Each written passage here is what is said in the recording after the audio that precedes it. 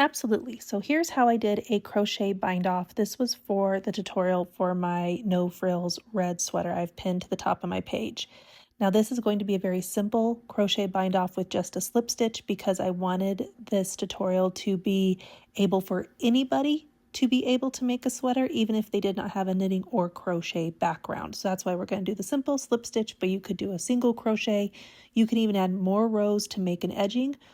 And one thing that really helps is to have a very long tail left on your end of your project. If you don't get a long tail or you run out of yarn, you can always tie on a piece of your project yarn as well. And I'm going to zoom in here and re-show you how I start with picking up the stitches here. Let me do a little zoom in and I'll re-show you. So the loop that's connected to the tail end of our project yarn, I'm going to pick up that loop first with my crochet hook.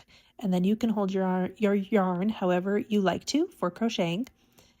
So we're going to take our crochet hook, pick up the loop that's attached to the loop with the tail end of your yarn to be able to start it. Next, we're going to pick up another loop, and this is our first live project yarn stitch that is sandwiched in between our waste yarn.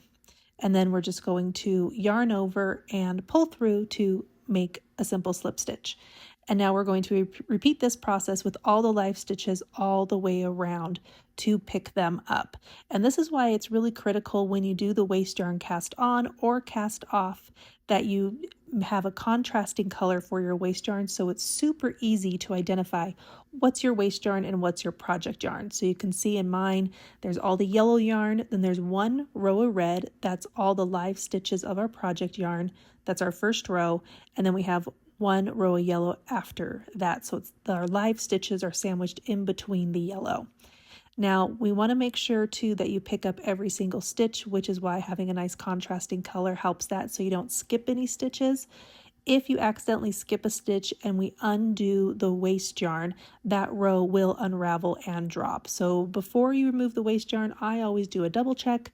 Take a look to make sure there's no holes, no gaps, because that could indicate that you skipped a stitch as well. So as we go around here, I'm going to continue just to pick up these stitches. And like I said, it doesn't have to be a slip stitch. You could do a single crochet. Depending on what your project is, a slip stitch could probably be very tight. I do as loose of a tension as I can. I'm a very tight tension knitter, so I'm always trying to tell myself to relax, loosen my tension, but that's kind of critical when doing this with your bind off. I have frogged it multiple times and had to loosen my stitching to get the right tension. Especially on hats, you might want to do a single crochet chain, single crochet chain, where the single crochet picks up the knit stitches. And then here we are at the end. I fast forwarded, and then we just close off our round by picking up our first stitch once we're done and do another slip stitch to close the round. Now at this point you could chain one and then start doing more rounds if you wanted to create an edging. But for this one, I just wanted to bind it off, and now I'm going to show you what it looks like when we remove the stitches or remove the waste yarn from our bind off.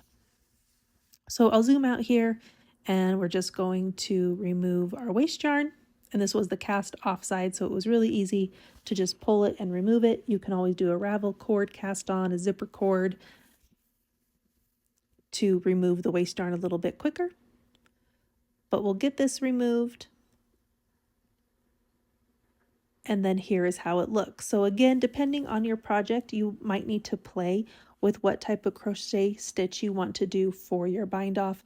This worked really well for the end of the sleeve. There is still a little bit of a curl. Doing more rows would help get rid of that curl, but this was also an acrylic yarn, so steam blocking it will fix the fibers with that little bit of heat, and so that will help eliminate the curl. If you had wool, you could wet block it to get rid of that curl as well. So I hope this helps just kind of get those creative juices flowing on different ways you can use the tube mode on your Centro circular knitting machine and how you can finish off the edge of a project. So thank you so much for the comments. I love all the questions and all of your guys' support.